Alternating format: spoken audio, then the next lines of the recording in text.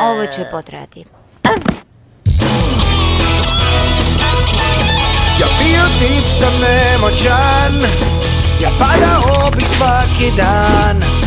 Sve te prepreke su me kočile, razne nevolje upropastile me. Al na pamet mi padne stvar, shvatih moram sad to probat. Bar spoznaj da trebam ja, sada znam silu palit tvar.